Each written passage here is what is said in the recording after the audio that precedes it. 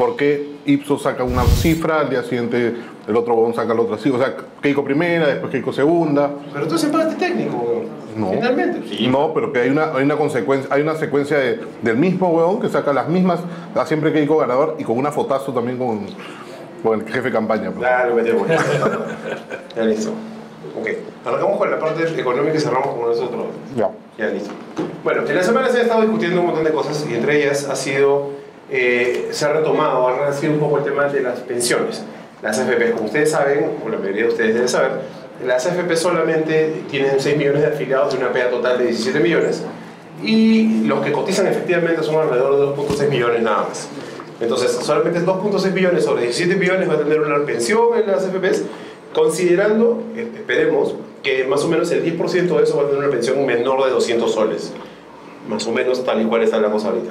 Entonces, entre la disyuntiva de te llevas tu plata a partir del 16 de mayo, 95.5%, por cierto, todavía no se sabe qué va a pasar con el 4.5%, no se sabe, te llevas el 95% de tu fondo, sea del tamaño que sea, o te quedas recibiendo una pensión. ¿Cuál es el costo de oportunidad de esto? Lo que se ha dicho es, lo que se dice de la CFP, por supuesto, es la gente se va a farrear la plata, el Estado se va a tener que hacer cargo. Paternalismo.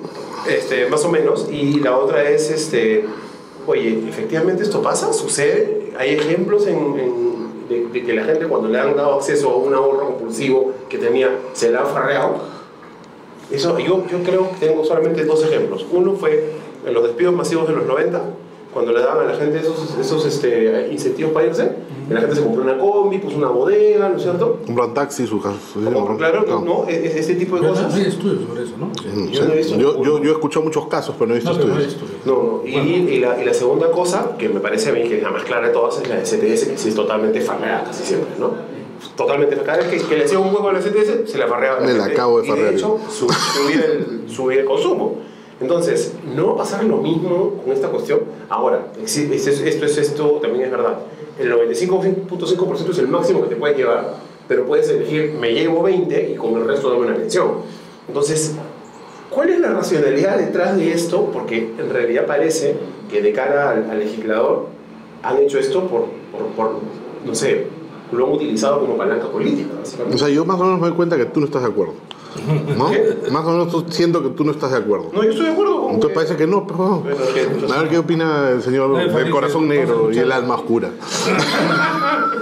Yo creo que hay 2 partes. Uno es la persona hasta los 65 y otra después de los 65. Con los 65 de pronto tienes claridad y criterio. El problema hasta los 65 no tienes hijos, es que matemáticamente hablando eso es lo que le gusta acá, hombre.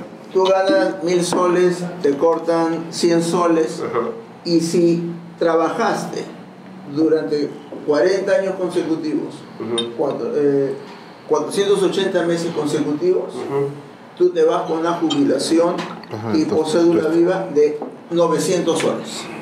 Eso es matemáticamente cierto.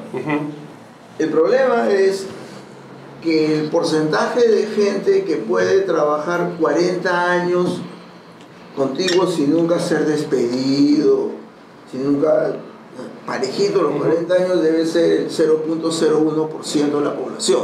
Entonces, matemáticamente hablando, el sistema es maravilloso. Tú ahorras solo 10% de tu sueldo y tienes tu cédula viva a partir de los 65. Lo que no quiere decir que hayas trabajado constantemente hasta los 65 años. Si trabajas tus 40 años seguidos, de los 25 a los 65, la haces. Pero si te despiden, te quedas sin trabajo... O estás por etapas, digamos. Entonces, ¿qué cosa ocurre? Entonces, ¿Los 40 se reduce a cuánto en promedio? ¿Perdón? ¿Los 40 se reduce a cuánto en promedio? ¿20? Los 40 se reduce como a 10. A 10. En total. De todos los que cruzan la puerta. Está bien. De todos los que cruzan la puerta. Todos los que cruzan la puerta. Entonces, ahí viene el problema en que tú tienes un mercado laboral que es el 100%. Una fracción informal, una fracción, digamos que no tributarizada, 3/4. Una fracción tributarizada, de la fracción tributarizada que paga impuestos a SUNAT, una fracción, los de quinta categoría, tienen seguro de desempleo, los en cuarta categoría no lo tienen, y de los que están en quinta categoría, una fracción está en AFPs. Entonces, esa fracción es muy pequeña. Entonces, lo que ocurre es que efectivamente la gente que se jubila a los 65 años llega con un fondo diminuto que bajo ningún punto de vista le es suficiente para mantener los niveles de vida que tuvo hasta que en se los muera, 40 años previos. Así es. Entonces, un primer problema que hay también es la genuina percepción social de que estoy atrapado entre cuatro puertas. Claro. No son las cuatro puertas del bolero, pero son las cuatro. Entonces, un primer elemento que se pudiera hacer es de que ampliar las cuatro puertas a todo el sistema financiero, como es el caso de las CTS. Entonces, por el puro efecto de la competencia, ya la gente sabe que si yo tengo CTS y la pongo en determinados lugares, me pagan el doble que si lo pongo en otros lugares.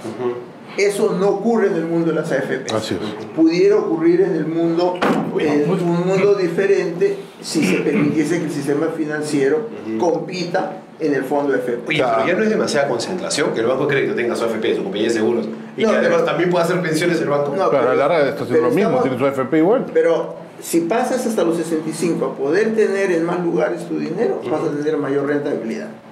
El siguiente problema es después de los 65.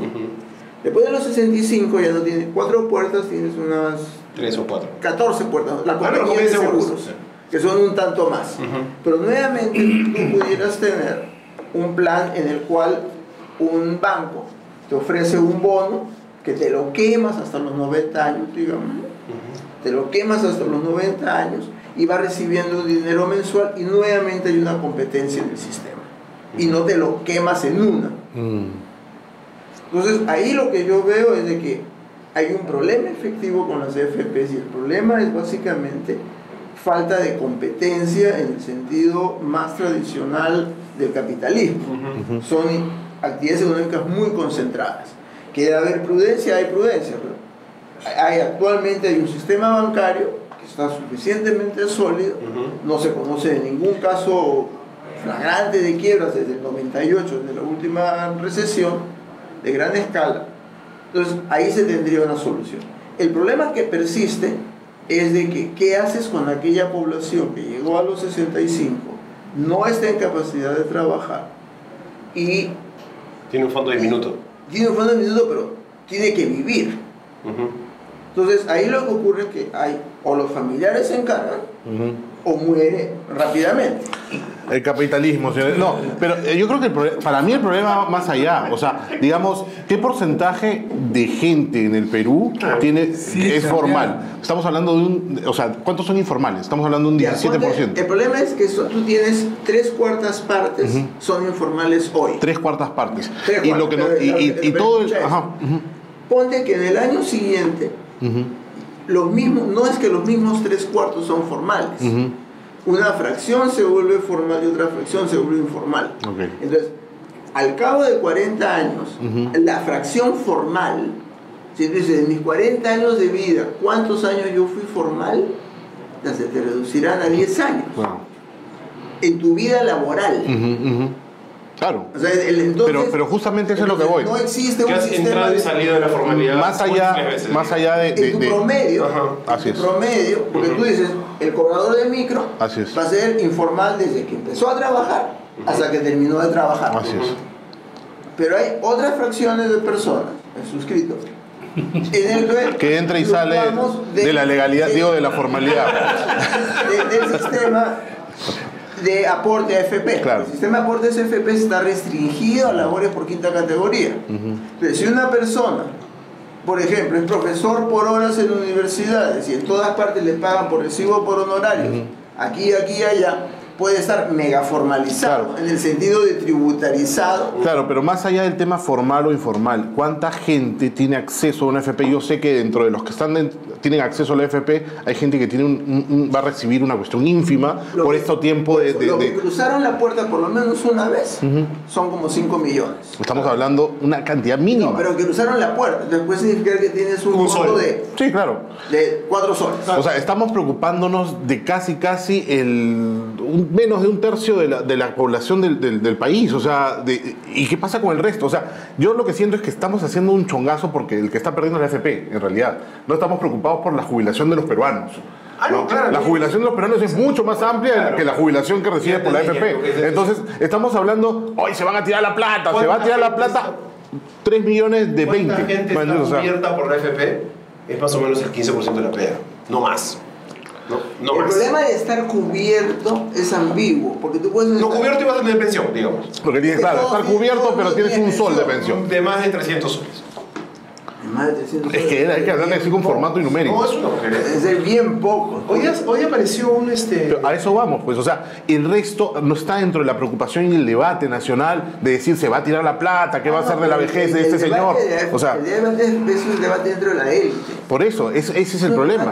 Yo creo que al final la preocupación más grande de la gente no es qué cosa va a recibir de pensión, sino la plata que se le va a quitar a la AFP. Ese es el debate mayor. O sea, al final les vale madre el resto de gente que nunca entró a una AFP o que va a recibir menos de 300 soles de pensión, ¿no? Porque si realmente nos importara eso, tendríamos que crear un sistema paralelo. Vamos a hacer una pregunta diferente de manera que nos afecte a todos. Si la gente en masa que tiene una o que podría acceder a una pensión menor, a una pensión en la AFP menor a una remuneración mínima vital, debajo de 850 soles, que debe ser aproximadamente el 50% de los 2.5 millones. Vamos a pensar que es 1,5 millones de personas, ¿eh? 1,5 millones de personas. ¿Cuánto le cuesta al Estado que esa gente saque su fondo y se lo farree? ¿Es marginal versus pensión 65? Versus toda la cantidad de gente que no recibe nunca una pensión. O sea, es nada. Claro, es nada. Tienes un problema fundamentalmente de apariencias, pues si no vas a parecer un país más africano. Claro, porque estás hablando de que la pobreza extrema siempre va a ser pobreza, digamos. De alguna manera, la gente de clase media que de alguna manera trabajó, algo va a recibir. Pues, o sea, además, eso cala eso, porque o sea, tú ves el tema de frecuencias del tamaño de los fondos, ¿no? Fondos chiquititos y fondos gigantescos, realmente grandes, de gente que va a recibir por encima de 20.000 soles, alucina, de pensión. Entonces tú ahora si miras esto y quitas aquí, quitas acá, mira, y el promedio de 1.000 soles se pasa a 500 soles. Te lo pongo de otra manera. Era una pregunta que ustedes no han hecho, pero me lo hicieron. ¿Para qué sirven las AFPs? Esa es otra manera de poner. Entonces, las AFPs sirven para que las empresas privadas le puedan vender bonos a tasas de interés baratas y se puedan financiar proyectos de largo plazo. Entonces, el uso primario de los fondos del AFP es inversión. Es fuente de financiamiento para las empresas. Ahorro interno, pues. Fuente de financiamiento para las empresas. Entonces, la existencia de las AFPs, ¿qué permite? Permite abaratar los costos de inversión de los empresarios nacionales. Y los internacionales también. El mercado peruano ni les importa. No, te digo porque además también le prestan plata a su... Nadie en Nueva York se va a angustiar porque desaparecen las AFPs. Eso está claro, pero... Entonces, a los internacionales... Pero a su grupo económico que es extranjero sí le conviene, ¿no? Pero entonces, lo que tú tienes es que los fondos de la AFP lo que te permiten es una fuente de financiamiento, como es un ahorro forzoso. Ese ahorro forzoso permite ser usado para inversiones de largo plazo. Entonces tú quieres poner un peaje, que lo vas a recuperar tu inversión en 40 años. 30, 40 años. Entonces, agarras, emites un bono, te lo compra el FP. Te lo compra el FP, entonces tú dices, yo estoy pagando una tasa de interés buena. Entonces dice a la persona, mire, si usted lo ahorra en el banco está ganando más que lo que lo ahorra en el banco en la AFP. ¿Y qué le permite eso? No, es que hay un sistema de peaje. Entonces, el sentido básico de las AFP, AFP cuando fue creado, y el sentido de hacerlo privado fue generar un fondo de financiamiento para los inversionistas peruanos que quieran hacer empresa. Pero es perverso eso, porque al final el fin se supone que es prever la jubilación de la persona. El uso básico que tiene, el propósito central que tiene, es que tú puedas tener el financiamiento. Han pervertido nuestro fondo de pensiones, carajo. Parece que Farid no tiene defensa. Yo les digo, o sea, el señor Farid Matuk tiene alma negra, ¿no? Es verdad. Todo tiene una respuesta oscura detrás de la... Oye, Farid, muchísimas gracias. Gracias, Fernando. Sí. Muchas gracias, compadre, por no tomarte todo. Todavía falta.